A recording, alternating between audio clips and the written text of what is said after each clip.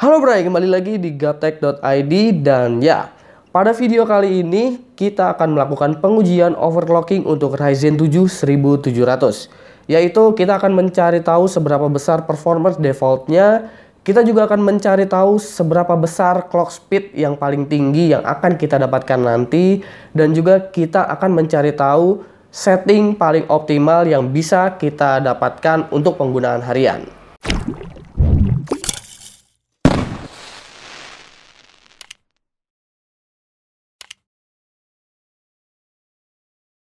Pada pengujian kali ini, motherboard yang gua gunakan adalah MSI B350 Tomahawk. Ini bukanlah motherboard dengan chipset high-end-nya AMD seperti X370. Berbeda dari Intel, chipset mainstream AMD ini mensupport overclocking. Meskipun bisa kalian lihat sendiri pada BIOS-nya, fitur overclockingnya nggak se-advance X370. Pengaturan overclockingnya sangat simple, yang mungkin niatannya agar pengguna awam masih tetap bisa merasakan performance tambahan untuk dijalankan harian.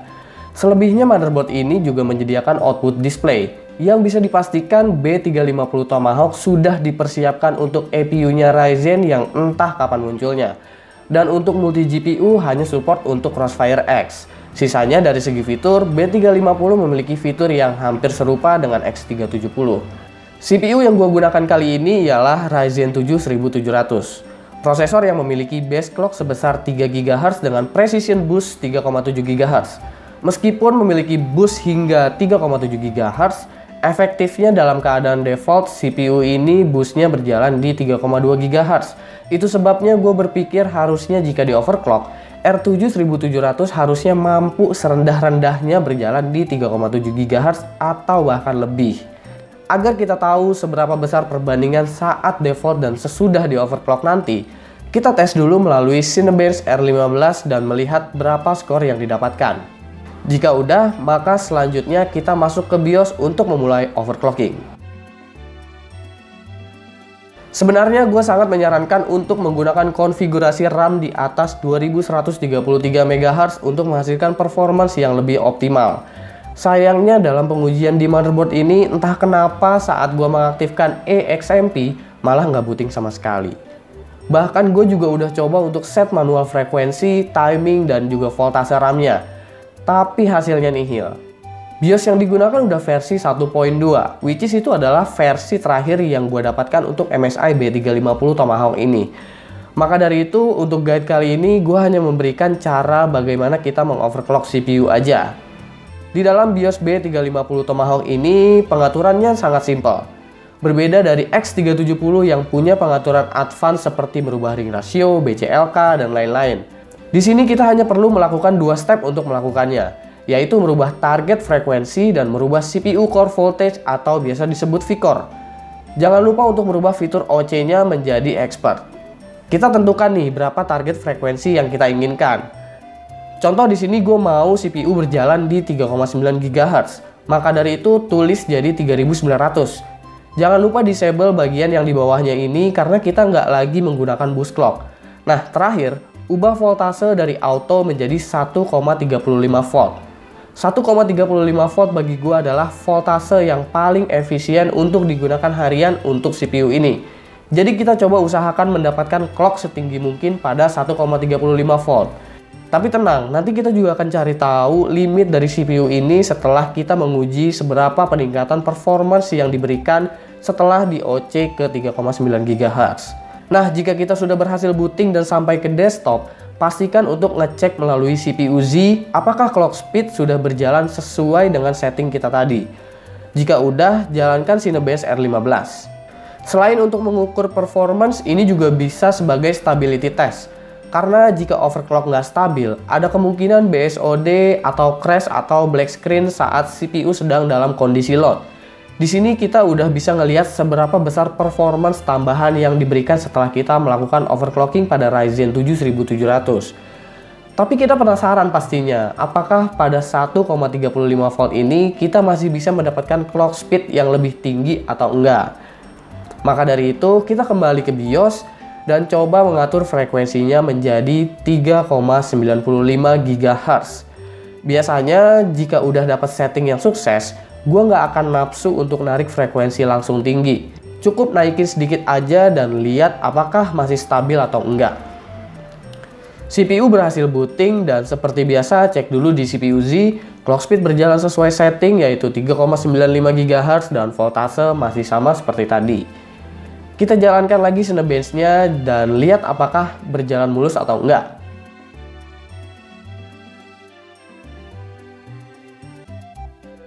Nah, bisa kalian lihat sendiri barusan tiba-tiba kita mengalami crash atau black screen.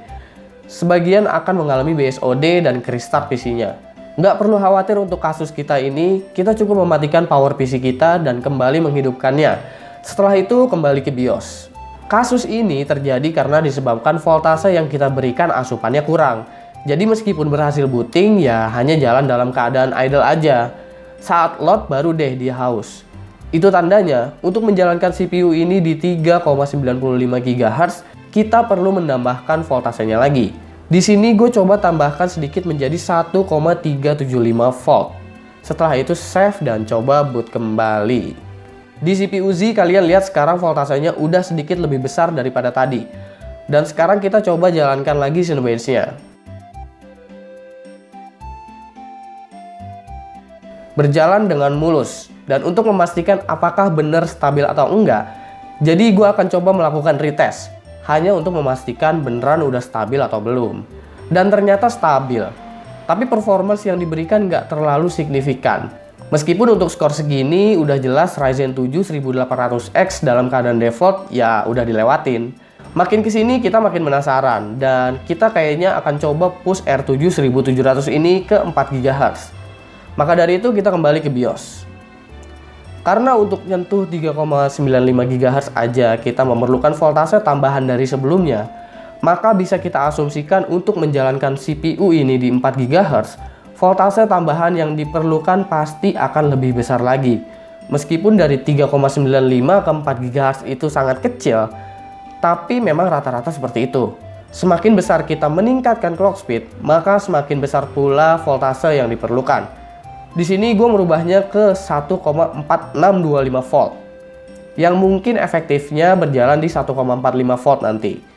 Harap jangan gunakan voltase sebesar ini untuk harian. Saat ini kita hanya ingin cari tahu clock speed maksimum yang bisa dijalankan oleh R7 1700 ini berapa. Dan tentunya hanya menggunakan air cooling aja. Kita save lalu coba masuk ke desktop. Sukses booting dan berjalan sampai sini di 4 GHz dengan voltase yang kita atur tadi. Jalankan Cinebench seperti sebelumnya.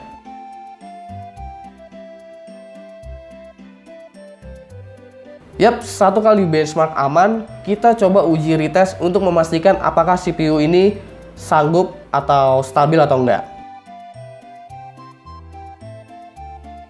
Dan hasilnya crash. Jadi bisa disimpulkan untuk pengujian kali ini, clock speed paling optimal yang bisa kita jalankan untuk harian ialah 3,9 GHz. Karena kita masih menggunakan voltase yang sangat aman. Dan peningkatan 900 MHz adalah termasuk peningkatan yang nggak sedikit. Sementara untuk clock speed tertinggi paling stabil yang kita bisa dapatkan ialah 3,95 GHz. Dan menemukan limitnya di 4 GHz meskipun ya nggak bisa jalan sepenuhnya sih. Cara ini bisa kalian coba jika kalian berpikiran untuk build dengan Ryzen tapi budgetnya mepet. Tapi masih pingin ngerasain kemampuan 1800X kayak gimana. Tapi perlu gue ingatkan bahwa untuk Ryzen 7, khususnya pada 1700, perlu kalian ketahui bahwa binning dari setiap CPU-nya itu bisa aja berbeda-beda. Jadi nggak menutup kemungkinan ada orang yang bisa jalanin 4 GHz untuk harian. Dan bisa aja ada orang yang cuman jalan di 3,8 GHz untuk harian. Dan untuk persoalan binning ini, kalau misalkan kalian mau tahu lebih lanjut soal binning CPU Ryzen, kalian bisa coba cek artikelnya Alpha Jonathan pada saat dia melakukan binning 10 CPU Ryzen 7 1700. Itu linknya gue taruh di description.